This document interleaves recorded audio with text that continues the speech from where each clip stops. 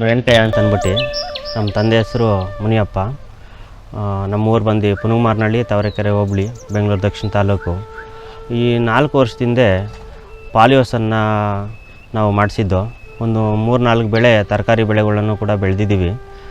ನಮ್ಮ ಸುತ್ತಮುತ್ತಲಲ್ಲಿ ಇವಾಗ ಬೇಡಿಕೆ ಇರೋದು ಅಂತಂದರೆ ನರ್ಸರಿ ಜಾಸ್ತಿ ಬೇಡಿಕೆ ಇದೆ. ಆದ್ದರಿಂದ ನಾವು ಅದನ್ನು ನರ್ಸರಿಗೆ ಕನ್ವರ್ಟ್ ಮಾಡಿಕೊಂಡು, ಆಮೇಲೆ ನರ್ಸರಿಗೆ ಸ್ವಲ್ಪ ಕಮರ್ಷಿಯಲ್ಲು ಅಂತಂದ್ಬಿಟ್ರೆ ಮೀಟ್ರ್ ಕೂಡ ಕುಂಡಿಸ್ತಾರೆ, ಕರೆಂಟ್ ಬಿಲ್ ಆಗುತ್ತೆ. ಅದರಿಂದ ನಾವೇನು ಮಾಡ್ದೋ, ತೋಟಗಾರಿಕೆ ಇಲಾಖೆಯಲ್ಲಿ ವಿಚಾರಿಸಿದ್ದಕ್ಕೆ, ಇಲ್ಲ ಇದು ನೀವು ಸೋಲಾರ್ ಮಾಡಿಸ್ಕೊಬೋದು, ಅದರಿಂದ ನಿಮ್ಗೆ ಒಂದು 50% ಸಬ್ಸಿಡಿವರೆಗೂ ಬರುತ್ತೆ, ನಿಮ್ಗೆ ಉಪಯೋಗ ಆಗುತ್ತೆ ಅಂತ ಹೇಳಿದ್ರು. ಅದರಿಂದ ನಾವು ಉಪಯೋಗನ ತಗೊಳ್ಳೋಣ ಅಂತ ಅಂದ್ಬಿಟ್ಟು ಸೋಲಾರನ್ನು ಮಾಡಿಸ್ತು. ಅದರಿಂದ ನಮಗೆ ಇವಾಗ ಕರೆಂಟ್ ಬಿಲ್ಲು ಕೂಡ ಏನು ಸೇವ್ ಆಗ್ತಾಯಿದೆ. ಇವಾಗ ಬಂದು ನಮಗೆ ಈ ಸೋಲಾರಿಂದ 50% ಸಬ್ಸಿಡಿನೂ ಕೂಡ ಬಂದಿದೆ.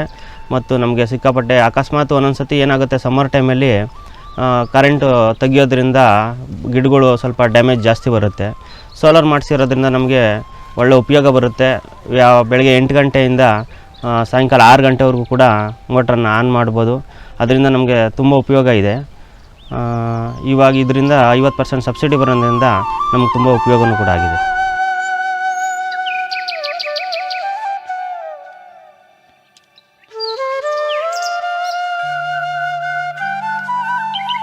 ಎಲ್ರಿಗೂ ನಮಸ್ಕಾರ. ನಾನು ಶಿವಪ್ರಸಾದ್, ಸಹಾಯಕ ತೋಟಗಾರಿಕೆ ಅಧಿಕಾರಿ, ಬೆಂಗಳೂರು ದಕ್ಷಿಣ ತಾಲೂಕು, ತಾವರೆಕೆರೆ ಹೋಬಳಿ. ನಾವೀಗ ತಾವರೆಕೆರೆ ಹೋಬಳಿಯ ಪುನುಗ್ಮಾರ್ನಹಳ್ಳಿ ಗ್ರಾಮದಲ್ಲಿದ್ದೀವಿ. ಇಲ್ಲಿ ರೇಣುಕಯ್ಯರ ಜಮೀನಲ್ಲಿದ್ದೀವಿ. ರೇಣುಕಯ್ಯರು ನನಗೆ ಸುಮಾರು 7-8 ವರ್ಷದಿಂದ ಪರಿಚಯ. ಅವರು ನಮ್ಮ ಇಲಾಖೆಯಿಂದ ಸುಮಾರು ಯೋಜನೆಗಳಡಿ ಅನುಕೂಲ ಪಡ್ಕೊಂಡು ತುಂಬ ಯಶಸ್ವಿಯಾಗಿ ಬೆಳೆಗಳನ್ನ ಬೆಳೆದು ಮುಂದುವರಿತಾ ಇದ್ದಾರೆ.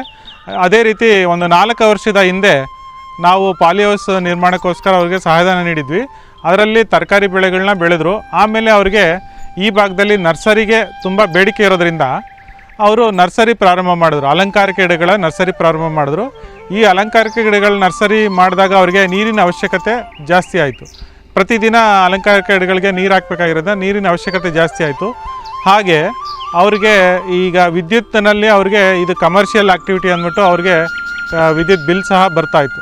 ಸೊ ಇದನ್ನೆಲ್ಲನೂ ಈ ತೊಂದರೆನ ನಮ್ಮನ್ನು ಸಂಪರ್ಕ ಮಾಡಿ ಅವರು ಕೇಳಿಕೊಂಡಾಗ ನಾವು ನಮ್ಮ ಇಲಾಖೆಯ RKVY ಯೋಜನೆಯಡಿ, ರಾಷ್ಟ್ರೀಯ ಕೃಷಿ ವಿಕಾಸ ಯೋಜನೆಯಡಿ ಸೋಲಾರ್ ಪಂಪ್ಗೆ ಸಹಾಯಧನ ಇದೆ, ಅದನ್ನು ಅನುಕೂಲ ಮಾಡ್ಕೋಬೋದು ಅಂತ ನಾವು ಸಲಹೆ ಕೊಟ್ಟಾಗ ಅವರು ನಮ್ಮ ಇಲಾಖೆ ಅನುಮೋದಿತ ಕಂಪ್ನಿಯಿಂದ ಸೋಲಾರ್ ಪಂಪ್ ಸೆಟ್ ಅಳವಡಿಸ್ಕೊಂಡು ಸೂಕ್ತ ದಾಖಲೆಗಳನ್ನೆಲ್ಲ ನಮಗೆ ಸಲ್ಲಿಸಿದ್ರು. ಅದರಿಂದ ನಾವು ಅವರಿಗೆ 50% ಸಹಾಯಧನ ನೀಡಿದ್ದೀವಿ ಸೋಲಾರ್ ಪಂಪ್ ಸೆಟ್ಗೆ.